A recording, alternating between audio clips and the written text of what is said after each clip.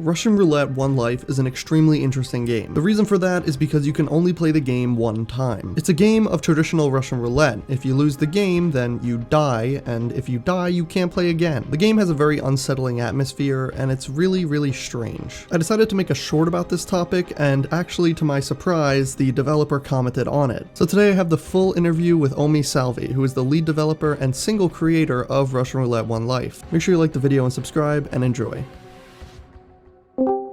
Hey, Omey, nice to meet you, man.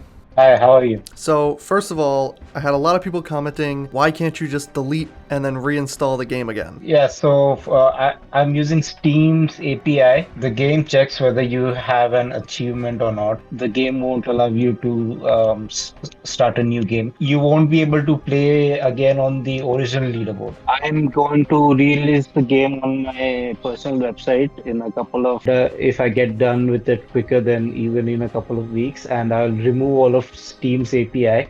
And then I'll just store that data locally. Then you can do all those things that people were commenting about, like deleting cache and just like deleting local save files, and that will work. Okay. Now, second of all, I wanted to ask you. Now, you kind of already brought it up here, but do you? I mean, I know you said that you were banned from posting on Steam or whatever because of a game that you made, and I'll get to that like soon, if you don't mind. But I wanted to ask you, do you have any plans? I don't know if it's possible, but if it was possible, or you could tell me whether or not it's possible, because I'm not like a creator of games on Steam, so I don't know. Do you have any plans to relist the game on Steam or just on your personal website? So I actually created another account after my first account got banned, and I was posting new games using my own name, and Steam somehow found out, and they removed my second account as well. So because of course they found out because my name was attached to the games. So even if I upload the game again, I won't be able to do it with my own name, and then there's no point because this game is already popular enough that if you Google it, then my name shows up. So there's no point in doing that. If Yeah. I don't want to mess with Steam's administrative team to create another account and post Steam games again. Like I'm sad that I lost that privilege, and I would love to post more games on Steam, but I think that is one ship that has sailed for me. Yeah. Now you had brought up that the game was banned because you posted a game that maybe was a bit distasteful about a mass shooting or a mass shooter. Yeah, Um, yeah. what was the name of that game, and could you explain like what exactly happened? So around that time, I was playing with the concept of using machine learning in games, and I really wanted to do something with sentiment analysis. Um, and I also wanted to create something that reflected my own sort of anger and emotions at that time. Like I did not want it to be that extreme, but then eventually, like I regret that the idea of the game got to that point and I actually built it.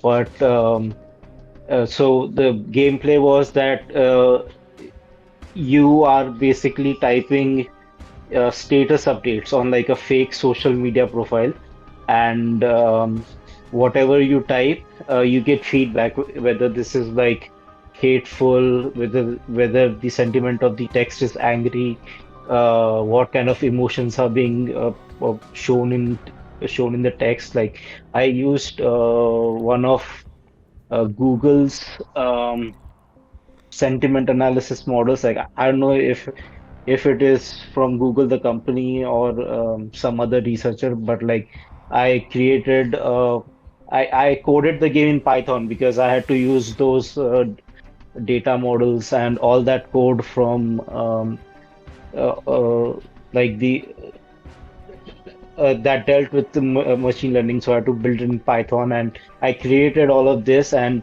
it was like you're typing your emotions into a fake social media profile. And as you keep on typing, and as the sentiment of the text changes, like you get these uh, comments on your text about like uh, are you okay?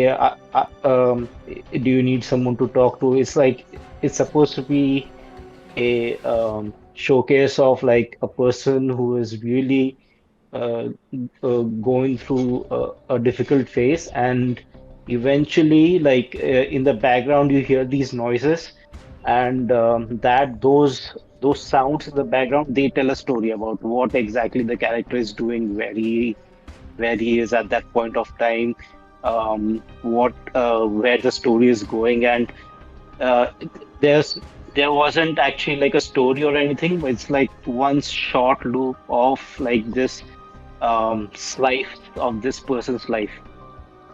Okay. Now, so like as you said in my YouTube comments, you said that it was maybe a bit like distasteful, and Yeah. that you apologize for it. Um, but when you So made the so game, what? yeah, go Yeah. ahead, go ahead. Sorry. What happened was like I submitted the game to Steam, and then a couple of weeks later, like usually Steam approves games in like 2 or 3 days, but then a couple of weeks later, the Christchurch shooting in New Zealand happened, and that was big news all over the world. And I think like that played a big part in like Steam choosing not to carry the game. I think I don't Gotcha. know, but uh, I'm not proud of it basically. Yes, it was not my intention to glorify that. Yes, and I also did not intend to make a quick buck off of it. Like at least at the time, I believed that what I was creating was something that I found interesting. And what was the name of this game? It was called Manifesto. Manifesto. Okay. Yeah, I don't know if there's gameplay online of it, because I actually had never heard of it until you had, or I never even knew exactly what the reason that this was taken off, or your games were taken off Steam for, until you had commented. Mhm. Um, so I mean that's pretty interesting to me because I had no idea. But so when you submitted it to Steam, what happened was they saw it and then they banned you. Yeah, so I had released, I think, two games on Steam up to that point, the Russian Roulette, and there was another game that I released a couple of months later, and Manifesto was the third game. And I submitted it to Steam for approval, and I got an email saying that um, they are not approving the game, first of all, and they are also like they don't want to do business with me anymore. So they removed my account and Russian roulette was gone from Steam. Gotcha. So, as of right now, so there's no way as of right now to play Russian Roulette One Life. Is that correct? It, Unless you owned it on Steam at one point. yeah. Because I had a lot of people in the comments asking where exactly you could play it. And honestly, when I made the video, I wasn't aware of the fact that it wasn't on Steam until after the fact. I got a bunch of comments of people saying, "Where do I play? Where do I play it?" And also now, I don't know if it's because of me. I don't want to take credit for it, but I see on the Steam community page, I see a lot of people Yeah. posting on the Steam community page asking how to play it. Um, so Oh, it's absolutely because of your video because like that Steam page was dead. I was getting no comments on it for the last 4 years. Uh, this is the first time like I did not know that your video got released. I think your video released in late December, and around the start of January, I started getting these comments on the Steam page, and um, I was surprised. But then a few days back, your video showed up in my YouTube recommended shorts list. So really, that's how I knew like that's why all these people are coming to the Steam page now. yeah, that honestly, that's crazy because I don't know. How was it? How was it to see a video about your game on YouTube, like on your Eh, shorts thing? yeah. So when I released the game, like it got covered, like Jim Sterling covered it. That was a big thing for me because I watch Jim Sterling's videos a lot, and he had nice things to say about it. So I was happy, and it's nice that somebody uh, brought attention to it after all these years too. So thank you. Yeah, no worries. Honestly, it's really cool talking to you. I made a lot of videos about indie games and stuff like that, and I've never really had an opportunity to talk to the creator of any of them. Um, and this is crazy. Thank you so much for this opportunity. And yeah, I had posted the video in December, and it did okay. I think it was at like 20 or 30,000 views, and then randomly in January it just started picking up. Now it's at 13 million. And also, I know in India I think TikTok is banned, but on TikTok, I had posted on TikTok too. It has about 5 million views on there too. So there's a lot of people that saw this, and the same thing on TikTok. I get the same questions about reinstalling and stuff like that, and where to play it. So I'm Yeah. glad that you could clear the air exactly what's going on. So you plan to release the game again on your own personal website or something like that, so people can play it. And you said Yeah. that's in a couple weeks or a couple months. Yeah, I'm not sure. Like, I'm busy right now with my job and everything, so it may take some time. Gotcha. Do you want to become like a full-time game developer, or is it just something you do as a hobby? I started making games in 2018.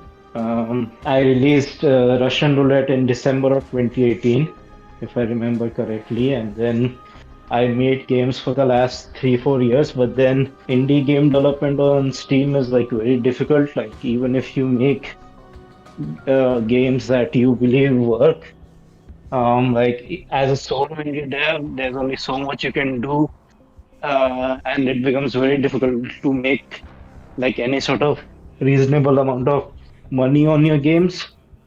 So like, I live in India, my living costs are not that much, but still it was difficult to justify spending Yeah. all the time making games for the returns I was making.